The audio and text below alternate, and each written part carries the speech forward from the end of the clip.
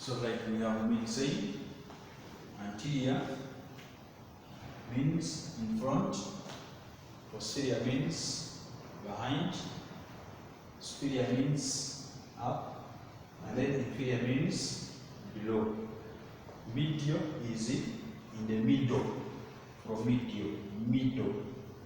So that midline that separates a body structure or a body part into equal left and right. This is what we call the midline. So the medial part is that midline of a body, and lateral is away from that midline. So we have the left lateral and the right lateral part.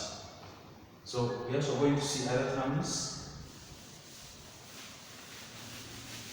that are related to directions,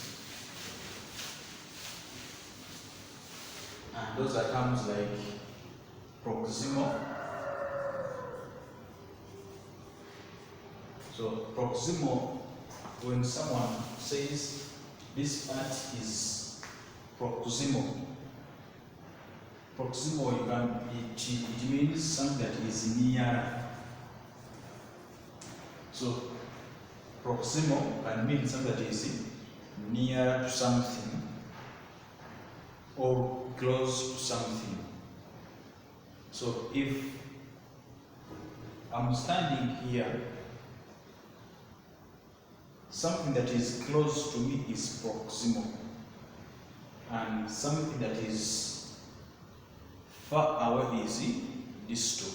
Meaning when I'm here, this chalkboard is proximal to me, or I'm proximal to the blackboard. But if I distance away, the blackboard becomes distal, meaning it is far away from me. So that takes us to our second term, which is distal, and this is far away. That is distal. So distal is away from a given structure, and proximal is nearer to a given body structure. You can also have another term like deep. So deep is something that is shallower or far inside a given body structure. If I have a wound here that is deep into the cavity, or deep into the given, if it is the stomach and the wound is inside, or it is a muscle where the wound is into the inner structures, that is what we call that term means it is deep. So it can be also inner structure. That is something that is deep. Then if there is a given thing is superficial. So superficial means something that is on the surface.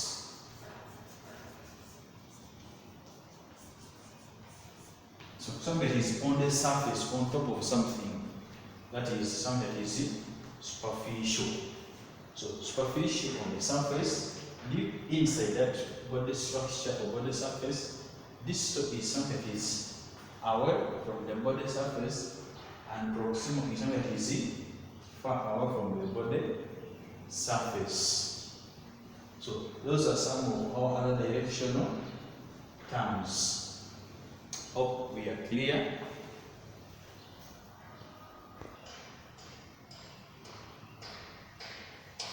So after that, we're also going to still continue to talk about other terminologies. So, like I said, we are still doing most of the terminologies in anatomy and physiology. And basically, we are going to see another term that is called gross anatomy. Gross anatomy. We we have already seen what the term anatomy means. And we said anatomy means the study of body structures or the study of body parts. That is scientific study of body parts is what we call the anatomy. And if we try to understand the word gross from our business concepts, we have heard all these terms like gross income, meaning the total amount of money someone earns in a given period of time. That is the gross income. Meaning gross is something that is general, everything that is summed together. So combining gross and anatomy, to say gross anatomy is the study of structures visible to the naked eyes.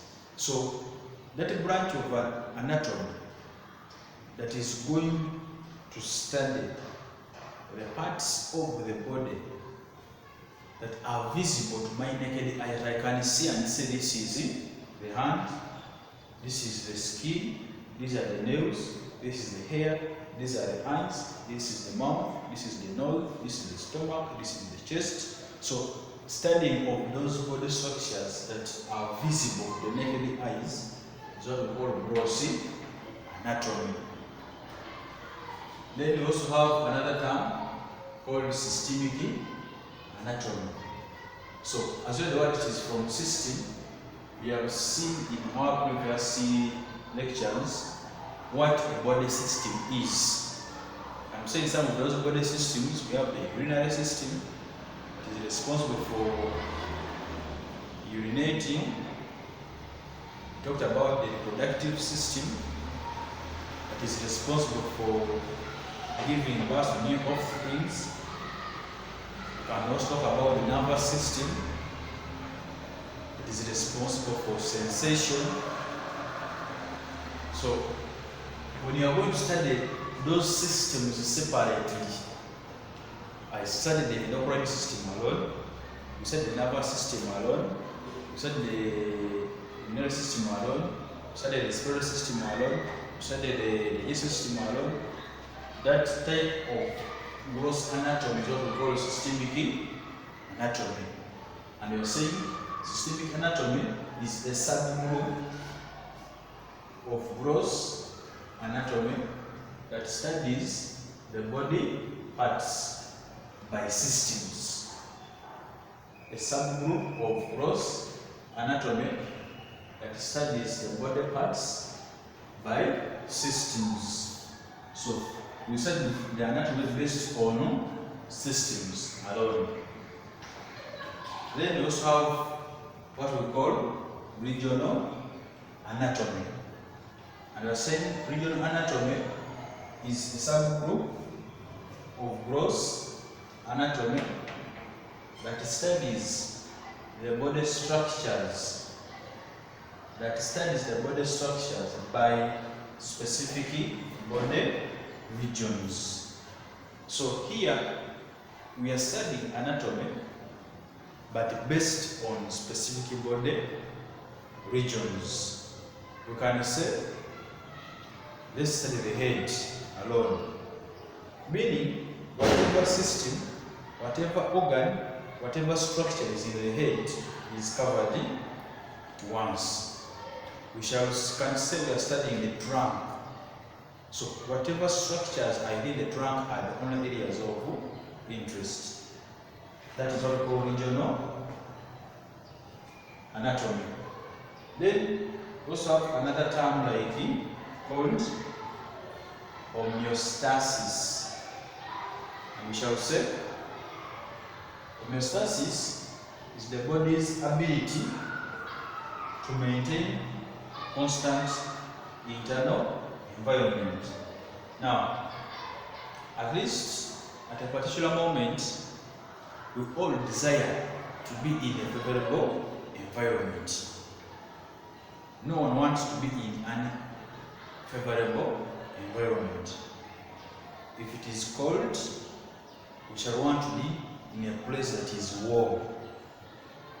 When the warm becomes hot, we shall want to withdraw to come back just to a colder or to a less warm environment. So it is the body that is trying to regulate to make sure that we keep at constant. If the temperature is high, our body will want to bring them down or back to normal. So that ability of the body to make sure that we keep at constant, regardless of the external or internal environmental changes, that is what we call homeostasis.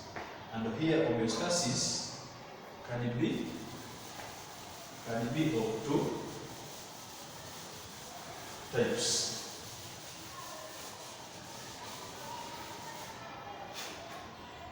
Homeostasis can be of two types or feedback mechanism. The first one, we can have what we call positive feedback mechanism. So under positive feedback mechanism, these are homeostatic responses where a deviation from the normal, a deviation or a change from the normal conditions stimulates the body responses to move the situation or to stimulate the responses that further takes the body out from the normal. That is a positive feedback mechanism. A deviation from the normal, meaning if a condition stimulates an abnormal change or unusual change, responses will occur which are going to make the situation propagate the more or move out from the midline. Those body changes are what we call feedback mechanism. For example, we say oxytocin release in labor. So we know that oxytocin is an endocrine hormone that is produced during labor or during delivery to stimulate uterine contraction. So before the uterine was not contracting, then once uterine oxytocin was released, more contractions of the uterus started to take place.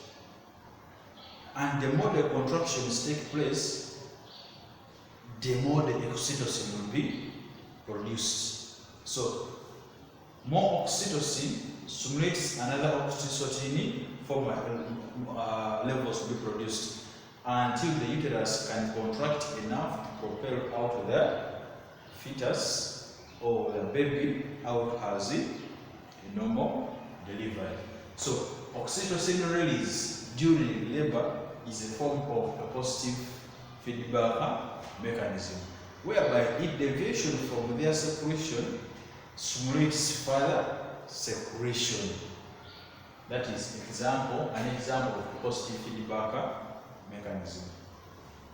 Another mechanism is what we call the negative feedback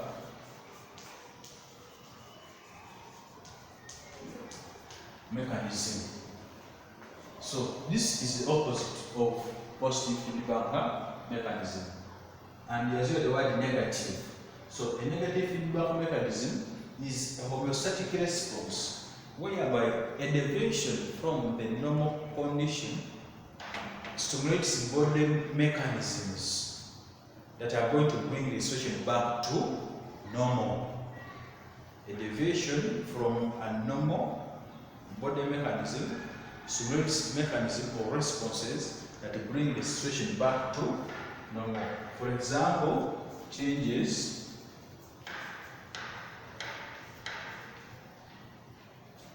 in temperature. So if the body temperatures exceed the normal ranges from 35 to 36.5, that is our normal body temperatures. So if temperatures range from 35 to 36.5, if they go above, meaning the body is beginning to be hot, the body has to make mechanisms that are going to reverse this body temperature. So if it has been hot, your mind will be stimulated in order to make sure that if it is hot, either you get close, you get out of a hot environment, or you go under a tree, or if it is a building, you turn on air conditioning system. It is the body that is trying to stimulate you to act responsibly in order to reduce its body temperature. In other words, the body is trying to make sure a constant environment is maintained. In the same line, if temperatures have increased, the skin is going to what? To change altogether. So the changes on the skin are going to affect the skin fur, and they will make these hairs to what? To stand. Hence, making sure that the excess heat is being lost to the environment so that the body can be cooled to the normal. That is a negative feedback mechanism. Still, in hot temperatures, you find when it is hot, temperatures of body living beyond the normal, the body tissues start to sweat, and there is what? Sweat. So the sweat is a way of trying to cool the body, meaning the body is at all costs trying to make sure it comes back to normal. The same if temperatures fall below the required normal ranges. For example, when it is raining or it is too cold, the body has to make sure that this mechanism are put in place to make sure we maintain an internal constant environment. So you realize it when it is cold, your body will stimulate your mind that you need a sweater or you need a jacket. In the due course, it is trying to regulate it from losing the little temperature it has to external environment. Still on the physiological body, we shall see the scar, the fur on the skin becoming what? Flat, to quote that air jacket. Meaning the fur is trying to reduce excess heat from the body to the environment, trying to retain its small temperature it has. That is what we call a negative feedback mechanism. So there are very many examples of positive feedback mechanisms and very many examples of negative feedback mechanisms. But for learning purposes and explanation, we have exhausted the oxytocin and in the positive feedback mechanism and temperature changes in the negative feedback mechanism. But I will request you to go try to look for some of those examples of positive and negative feedback mechanism. We turn to other terms, that is, we have metabolism. And metabolism refers to all chemical reactions in the body.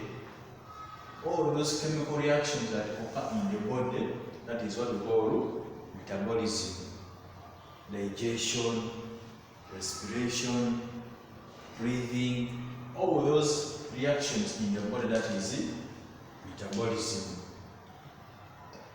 So when we come to catabolism, from cutting is breaking down molecules for energy. So when molecules have to be broken down for the body to have enough energy, that is what we call catabolism. Then anabolism is building large molecules from smaller molecules or smaller ones. So if you are building something that is big from something that are small or minute, is what we call anabolism. Then we come to stimulus. A stimulus is any change in the environment that causes a body response. So if there has been anything that changes in the environment and stimulates a certain body response, that is what we call a stimulus. So, for example, if there is noise, that noise is going to make you maybe to close your ears, that becomes a stimulus. If there has been a pinch on the skin, that is a stimulus. If there has been a slap, that is a stimulus. So anything that calls for a body response is what we call a stimulus. And when a stimulus acts on a given body, that part where the stimulus acts is what we call a receptor. Hence, a receptor is a sensor that detects a stimulus. So, a receptor is a sensor, or something that senses a given environmental condition or a given environmental response. That is called what? A receptor. So, we also have another term that is an effector. So, an effector is that organ or a cell that acts in response to stimulus.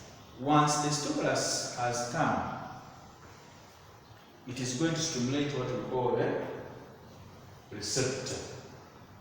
Then these receptors will send this information to the control center. Then in the control center, information will be brought to the effector. So on the effector is where the results of the stimulus take place. Let us demonstrate that to see how response and stimulus happens in the body. And we shall say, when the stimulus comes, it is going to trigger the receptors, which can be the skin, which can be the eyes. So these receptors are going to send a message to the brain, but through the sensory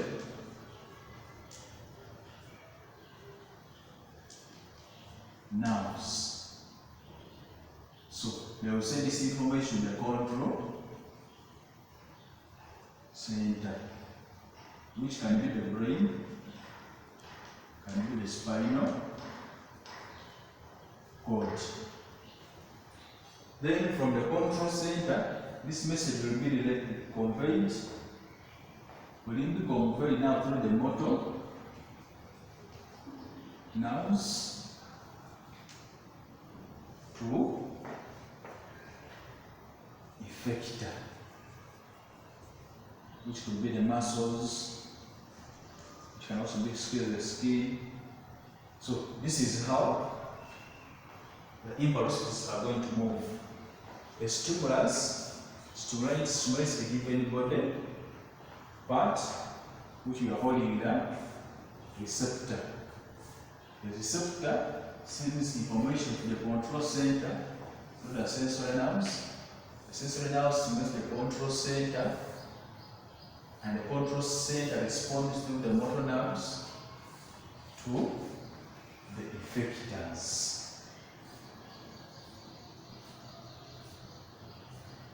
That is how these impulses are going to move. So these are some of the terminologies that we have seen in anatomy and physiology. There are very many terms that I can say. It is still important for us to exhaust as many as we can, but as we go on, we're going to be able to.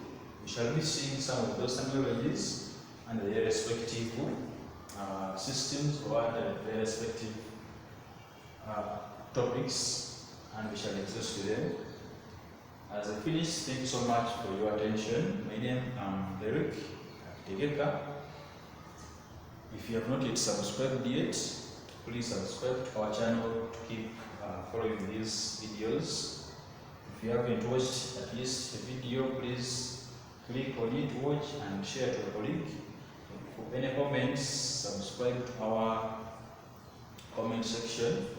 We shall be willing to respond. Thank you so much. Meet in our next lecture.